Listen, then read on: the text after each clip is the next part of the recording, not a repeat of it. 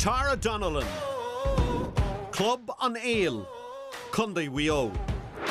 When Tara came and told us before the wedding that she was going playing in the Underdogs, we could not believe it. I didn't want her doing it, so I was so afraid of anything happening to her before she'd walk up to Shane on her wedding day. White wedding.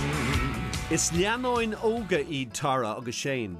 Shane and I went to school together in Headford, and I suppose I always had a little bit of a crush on him. I even have it written in my diary. It never happened for us in school, but we stayed really good friends. And when I went to college and on the J1, we were always in contact, but Shane was travelling around Ireland working. And then when he settled back in Galway, we used to meet up on nights out and kind of rekindled it there.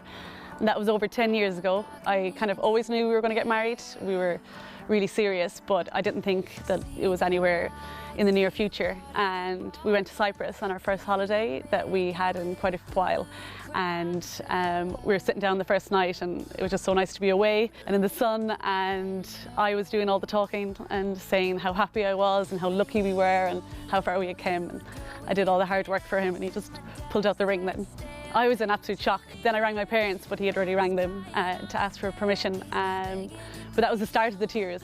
Ach ní Shane agus a fella wine a will spaceship Tara. My first love was always athletics, but it actually helps me in all my sports, so in soccer and in Gaelic. I think it's the thing that might distinguish me from other people, that my speed and my fitness.